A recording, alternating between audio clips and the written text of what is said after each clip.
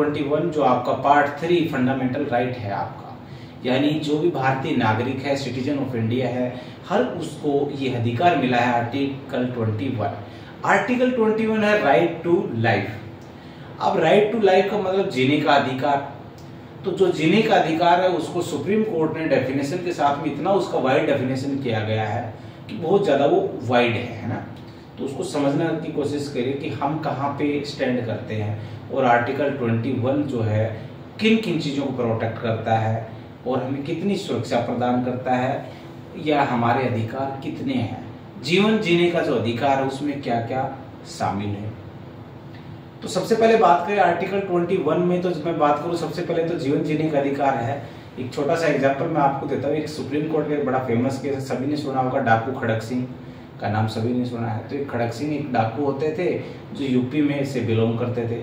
तो कोई भी चोरी चकारी अगर होती थी तो पुलिस डाकू खड़क सिंह को उठा के ले आती थी पुलिस स्टेशन पूछताछ के लिए। अब गांव में हर तीसरे दिन चौथे दिन चोरी हुई, खड़क सिंह को उठाया पुलिस स्टेशन पूछताछ के लिए लेके आए। खड़क सिंह ने हाई कोर्ट का दरवाजा खटखटाया, उसके बाद में सुप्रीम कोर्ट गए। तो सुप्रीम कोर्ट ने इस पे लैंडमार्क जजमेंट देते हुए कहा कि जो आपका आर्टिकल 21 है राइट टू लाइफ है, वो आपका इतना वाइड है। राइट टू लाइफ का मतलब है right to life with dignity and honour, यानी सम्मान के साथ जीवन जीने का अधिकार है हर किसी को। तो जब आप इस इंसान को खड़क सिंह को उठा के हर रोज तीसरे दिन पुलिस स्टेशन ला रहे हो तो इसकी बदनामी हो रही है, आप इसको चैन से सोने नहीं दे रहे, आप इसको जीने नहीं दे रहे। तो कहा कि कहीं ना कहीं आप इसके आर्टिकल 21 का वोलेशन कर रहे हो। तो सुप्रीम कोर्ट का ये जजमेंट आया और उसके बाद से ये डेफिनेशन फिक्स हुई, right to life include right to life with dignity and honour. उसके बाद में आपका एक फेमस और केस आता है Parmanand Katara versus union of India. इस केस में सुप्रीम कोर्ट ने कहा राइट टू लाइफ का मतलब है राइट टू हेल्थ, यानी सरकारें ये इंश्योर करे, आपकी राज्य सरकारें ये इंश्योर करे कोई इंसान उसके राज्य का सिटीजन है तो वो हेल्दी लाइफ जी रहा है कि नहीं जी रहा है। क्योंकि आप उसको इतना गंदा इन्वायरमेंट प्रोवाइड करवा रहे हो, उस एरिया में डिजीज है, इन्फेक्शन है, और राज्य सरकार ना वहाँ पे डॉक्टर अवेलेबल करवा रही है, वो गरीब इंसान का ना इलाज करवा पा रही है, तो उससे कहीं ना कहीं क्या है, वो जीवन कैसे जिएगा, वो मर जाएगा। तो उसका जीवन जीने का जो अधिकार है, जो उसका राइट है, उसका तो वोलेशन हुआ। तो Parmanand Katara versus union of India के केस में सुप्रीम कोर्ट ने कहा right to life means include right to health, यानी राइट टू हेल्दी लाइफ। और कहा कि डीपीएसपी जो आपका है directive principle of state policy आपके पार्ट 4 ऑफ इंडियन कॉन्स्टिट्यूशन में है। तो पार्ट जो 4 है directive principle of state policy, उसमें कहा गया है राइट टू हेल्थ, यानी राज्य सरकारें स्टेट गवर्नमेंट ऐसी पॉलिसीज बनाए जो क्या करे, राइट टू हेल्थ को इंश्योर करे। हालांकि ये अभी तक डिक्लेयर नहीं हुआ है कि आपका राइट टू हेल्थ है वो आपका फंडामेंटल राइट है ना। सेम ऐसे ही बात है जैसे आपका राइट टू एजुकेशन है। पहले आपका राइट टू एजुकेशन भी आपका किस में था, डीपीएसपी में था। लेकिन उन्नी कृष्ण वर्सेस आंध्र प्रदेश के केस में क्या हुआ, आपका जो राइट टू एजुकेशन है उसको फंडामेंटल राइट बना दिया गया। उसके बाद से आपका आर्टिकल 21 जो है उसमें एक क्लोज जोड़ा गया, आर्टिकल 21A 2002 में, उसमें अमेंडमेंट करके 2002 में ये कहा गया कि 8 से 14 साल के जो बच्चे हैं उन्हें पढ़ने का अधिकार है। हर एक बच्चे को राज्य सरकार का चाहे पैसा खुद दे या स्कूल बनाए, गवर्नमेंट स्कूल बनाए, प्राइवेट बनाए, कुछ भी करे, लेकिन उस बच्चे का जो 8 से 14 साल का जो बच्चा है उसको फ्री एजुकेशन प्रोवाइड करवाए, ये उसका फंडामेंटल राइट है। हाँ, हालांकि क्योंकि उस समय जो देश की परिस्थिति थी, आपका 1947 में हम इंडिपेंडेंट हुए, उस समय हमारी परिस्थिति थी कि जो फंडामेंटल राइट है हम इतनी ज्यादा फंडामेंटल राइट नहीं दे सकते। इस वजह से हमने क्या किया, फंडामेंटल राइट्स को 2 पार्ट्स में डिवाइड किया, आपका पार्ट 3 पार्ट 4। पार्ट 3 आपका फंडामेंटल राइट जो आपका इन्फोर्सेबल रहेगा, पार्ट 4 जो आपका इन्फोर्सेबल नहीं रहेगा, यानी कोर्ट में आप उसको नहीं ले जा सकते। पार्ट 3 का अगर वोलेशन होता है कोर्ट में जा सकते हो। तो उस समय हमने डिसाइड किया गवर्नमेंट की जैसे जैसे कंडीशन अच्छी होती जाएगी, इकोनॉमिक रूप से इंडिया अच्छा होता जाएगा, तो हम पार्ट 4 के जो राइट्स है उनको धीरे धीरे पार्ट 3 में यानी फंडामेंटल राइट बनाते जाएंगे। राइट टू एजुकेशन हमने बना दिया, राइट टू हेल्थ हम नहीं बना पाए हैं।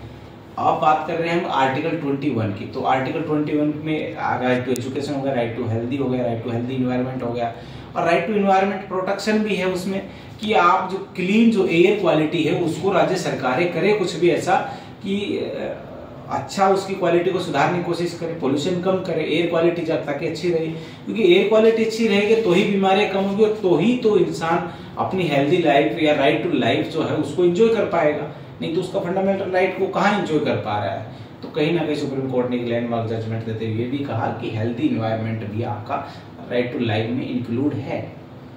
उसके बाद कुछ जगह राइट टू क्लीन वाटर भी है। जम्मू कश्मीर का केस था, Jammu Kashmir versus union of India का एक केस था, उसमें लैंडमार्क जजमेंट था। जम्मू कश्मीर में एक झील के पानी खराब होने की वजह से वहां के लोगों ने सुप्रीम कोर्ट में दायर की कि राइट टू जो लाइफ है उनका खराब हो रहा है, वॉयलेट हो रहा है इस वजह से क्योंकि वो खराब गंदा पानी पीने को मिल रहा है। तो सुप्रीम कोर्ट ने ये भी कहा कि जम्मू कश्मीर की सरकार को कि इनका जो राइट टू फंडामेंटल राइट है, राइट टू लाइफ है, वो ब्रीच हो रहा है। Right to life also include the right to clean water, है ना, कि इनको अच्छा पानी मिलना चाहिए।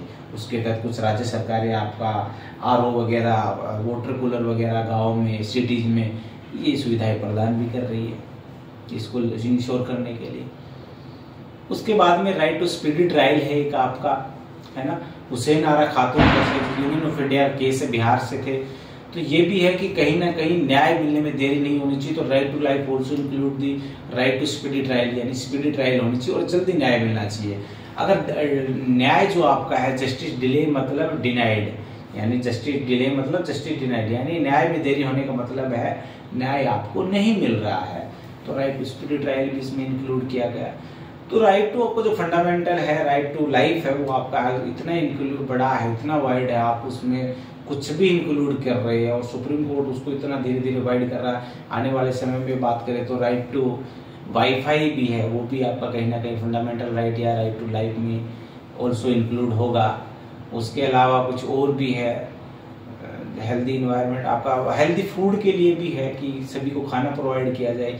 इसको भी कुछ लोगों का मानना है कि राइट टू लाइफ में इंक्लूड किया जाए, क्योंकि जिन लोगों को खाना ही नहीं मिल पाएगा वो जीवन जीने का अधिकार को कैसे एंजॉय कर पाएंगे या जी ही कैसे पाएंगे।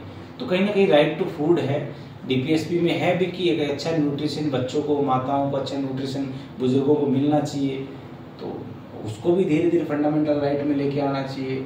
ये इंक्लूड है इसमें आपका आर्टिकल 21 में। तो आर्टिकल 21 और हम में इतनी ही बात है कि इतना सारे लैंडमार्क जजमेंट आने के बाद में, फंडामेंटल राइट होने के बाद में भी आज भी आपको देखने को मिलेगा कि 80 करोड़ लोग हैं वो मुफ्त में राशन ले रहे हैं, उनको ठीक से खाना ही नहीं मिल रहा, न्यूट्रिशन नहीं मिल पा रहे हैं। और आप देखोगे कि 20 से 30% पॉपुलेशन आज भी है जो बेरोजगार है, 60% पॉपुलेशन आज भी है जो आपका ग्रेजुएशन नहीं कर पाती है, यानी +2 पास करने के बाद में उनके पास में कोई काम नहीं है।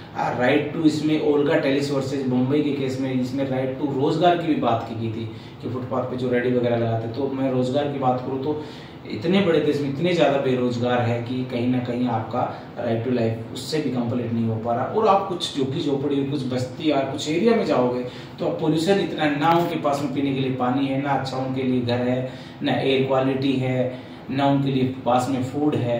तो कहीं ना कहीं बात करो तो उनके लिए भी फंड जो राइट टू लाइफ वो ना की तरह है या फिर एक जोक बन चुका है। आप बहुत सारी धारावी बस्ती वगैरह देखोगे और दिल्ली में आप देखो बहुत सारी बस्तियाँ आपको ऐसे देखने को मिलेंगी।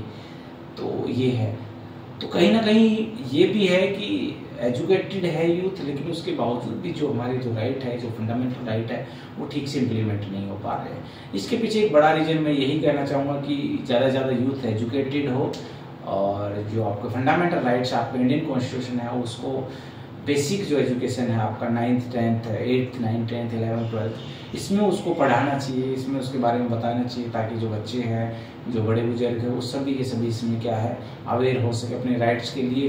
क्योंकि अवेयर होंगे तभी वो आवाज़ उठा पाएंगे, तभी वो अपने अधिकारों की आवाज़ उठा पाएंगे और उनके जो अधिकार